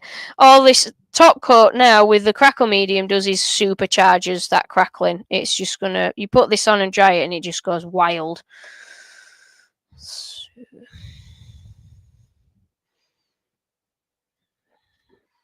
Have I just put the wrong stuff in there? Yes. Didn't think that looked right.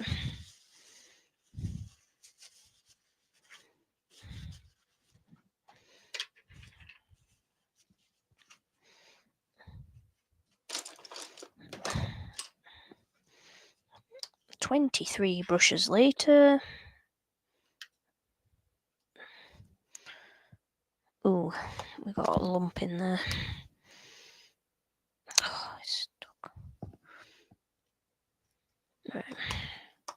It's gone a bit goopy as this because it's old. So I'm going to put the crackle glaze over the top, and again, be really careful with your application of this because you can start to pull off. It's going to be, it's like snot. You'll start to pull off the paint layer underneath. Sorry, mucus, fine. That's worse. I haven't got much of a filter tonight, have I?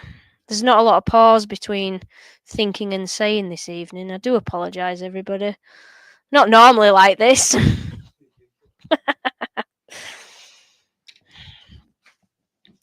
Right. So now we will. I've done quite thick coats of this because I really want it to split quite a lot.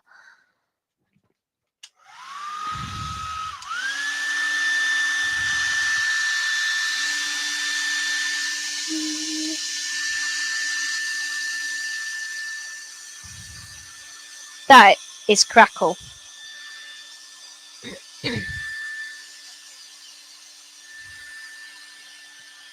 There you go. Just to prove that it can work. Look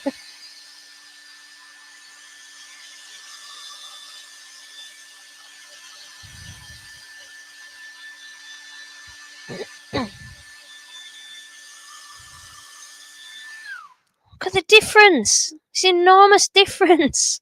It's ridiculous.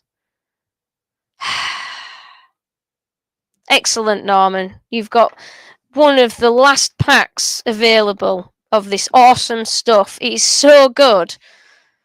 So yeah, I'm going to petition him. I'm going to be like, please bring back the Decor Crackle because it just don't work without. Now this bit here, so the bit that has crackled open but doesn't look amazing. I have got a bit of an idea to try and salvage this a little bit. So let me just dig through my brushes. I need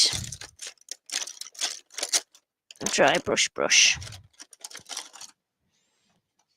And let's go for an iridescent because we know that they work. So blue iridescent. Let's use the middle of the platter as that. So I don't need a lot of this. I'm going to dry brush over it to highlight it. So it's the opposite way around, which is not the effect that I want, but I know that you can dry brush the crackle because it does give quite a raised texture. So I've got a fluffy brush. I'm just going to work off, get good coverage, and then work off the carrier fluid on the tissue.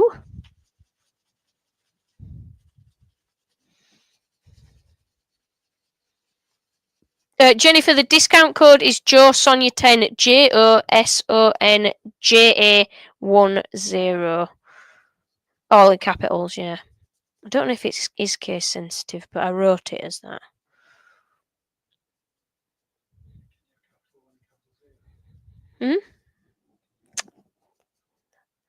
Shut up, you. Right. Let's see if we can salvage this bit with a bit of dry brushing.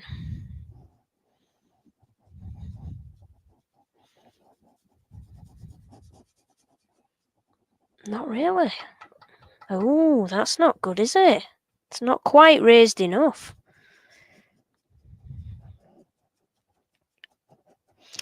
This episode of How to Ruin a Piece of Wood is brought to you by Emma. So don't do that, because that looks terrible.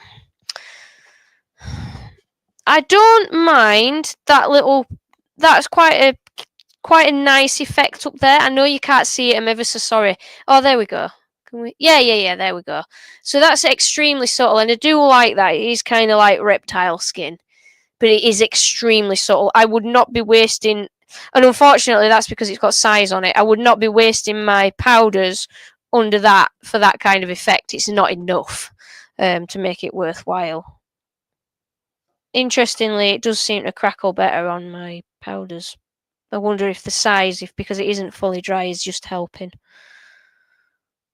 So there we go. So I'm not going to turn anymore. I can't turn.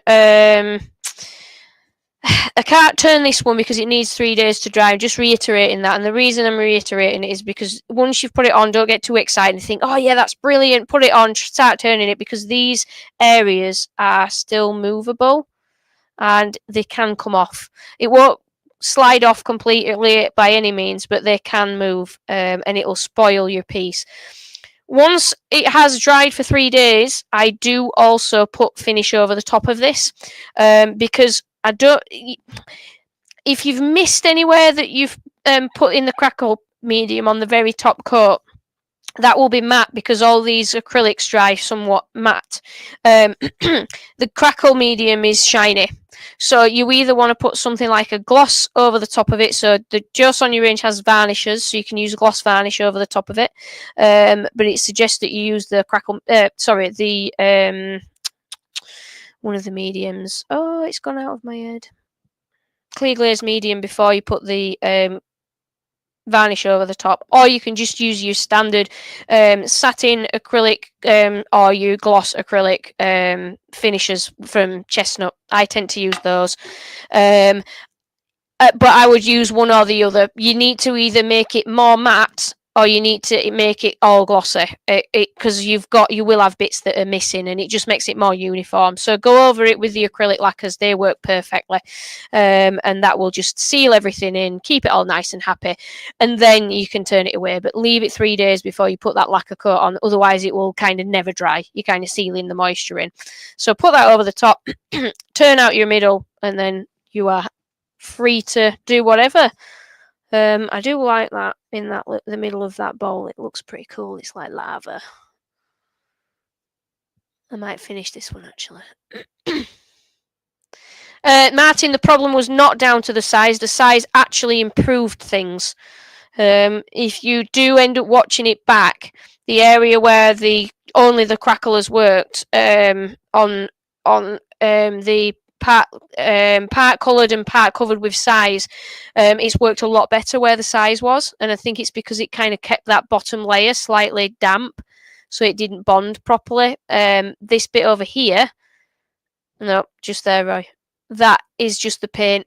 So that's the paint background, and there's no size or colours on there, but where it's come through a little bit brighter, that is got the size on it. So I need to find something that will replace the Decor Crackle for the bonding. This area here, we did thicker coats to try and see if we could keep it from curing, and putting that top layer on. And although it's split off the top layer of the paint, the black pigment has started to bond with the layer underneath, and that hasn't worked at all. So that is a complete failure. And then we've got the Decor Crackle bit, which is sad.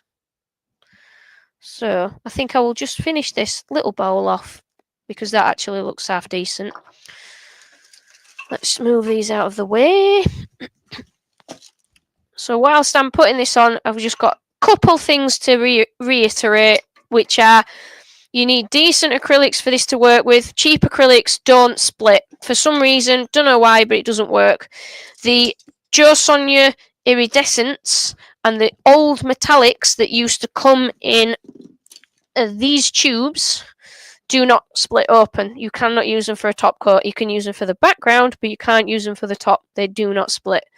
Any other paint in the Jo Sonja range, including the new pearlescents and the new premium metallics, they can work as a background or a top coat. They will split open. So you just need a really good quality paint for it to work. So last little bit now, I'm just going to finish this off with a little bit of leather cord, which is the same that I did at Newark.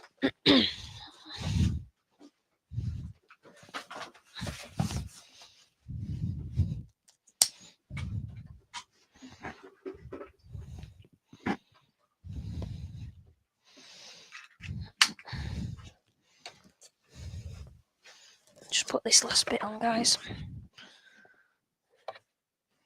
just to finish it off. So I'm just going to do a couple of V-cuts. I think I'll just do one on this, it's only small. Clean up that edge.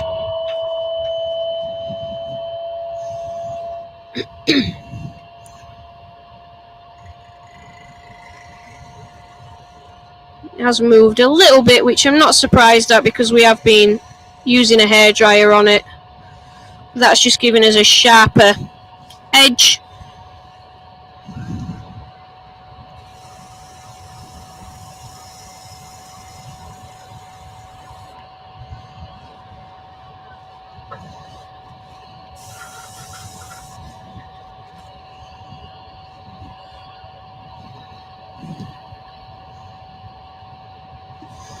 And then I'm taking a straight edge parting tool.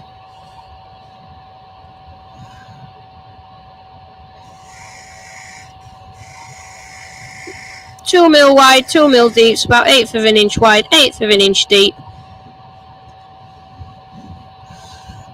Some black leather cord, so this is 2 mil black leather cord. I'll take this off again, just to finish off with. I just feel like I need to have one project complete. And I'm just going to use the fabric tack.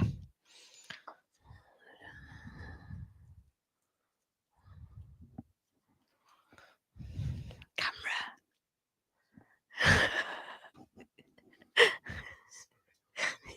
Daydreaming, unbelievable. I haven't put any finish on this. I've just kind of skipped that. But I would put the finish on before doing the V-groove cut. I'm just running the fabric tack into that little V-groove and then putting the leather cord into it.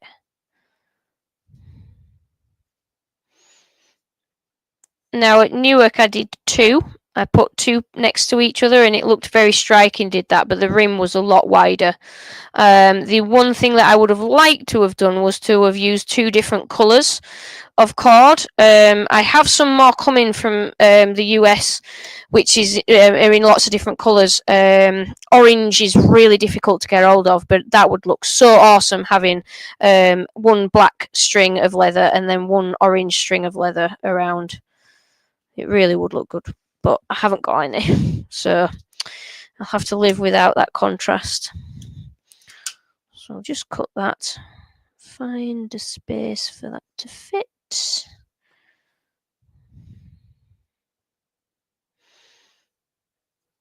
And the fabric tack grips pretty quickly, but you need to give it time as you're going round. Don't pull too hard on the leather cord because you will drag it out of that groove and then you will have leather covered in fabric tack. And it goes very stringy when you have stuck something on it and then remove it again. It's not impossible to remove, but it's a pain. It causes a lot of cleanup.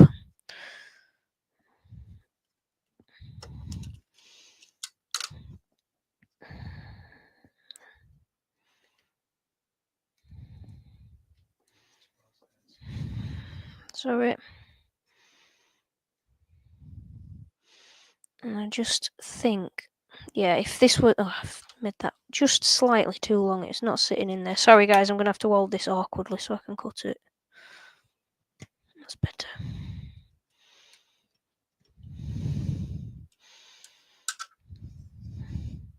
Yeah, I think it'll look awesome with a second band, but it's just not wide enough. This rim isn't wide enough to accommodate 2 bands, really, of cord. I really like using it as a highlight. There you go. That's pretty cool. I like that a lot.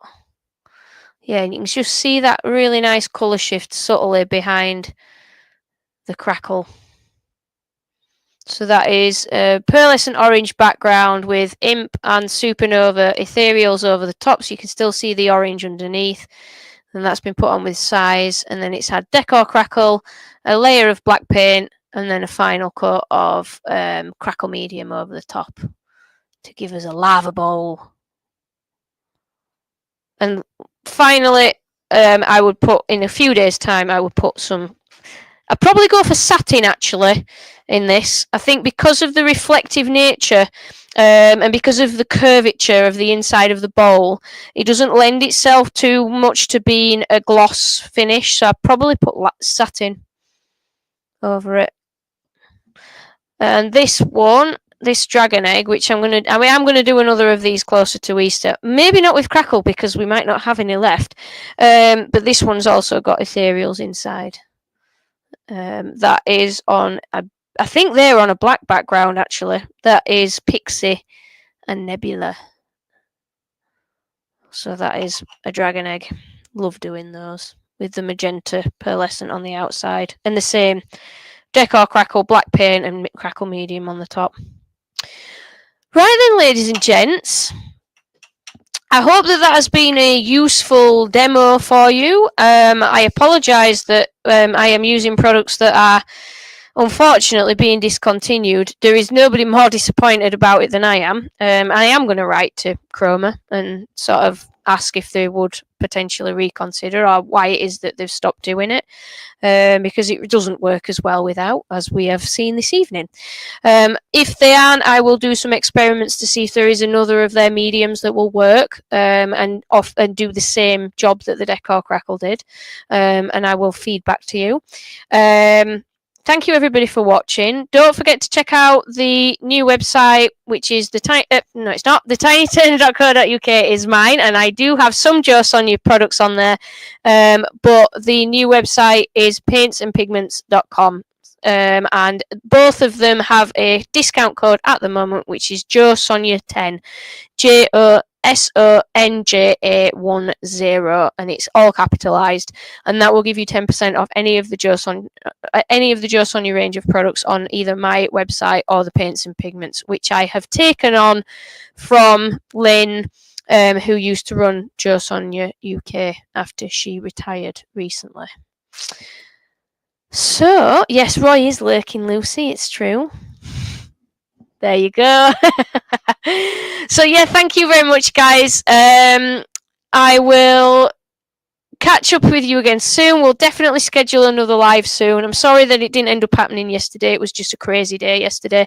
And I will definitely look at scheduling the sort of finishing a thon where we're basically going to go through lots of different options that you can use with the paints. Obviously I'm going to concentrate on Jo Sonja because I need to learn how to use a lot of these things and pass that knowledge on. So a lot of it's going to be based around that, but we'll also chuck in some of the chestnut stuff and some of the Hampshire sheen, anything and everything really. We're just going to have a session of it, and I will just have an ongoing live like the Gonkathon and just do a few hours. And yeah, if you want to pop in and out, pop in and out. But that will be in, I would say that's in a few weeks. I need time to learn how to use all these things first. Right then, guys, thank you so much. I will leave that there and see you again soon. Take care. Check out the websites, and I'll catch up with you when I'm either demoing or back online. All right, guys, take care. Where's... Oh, well, there it is. That's the one I'm looking for. Bye!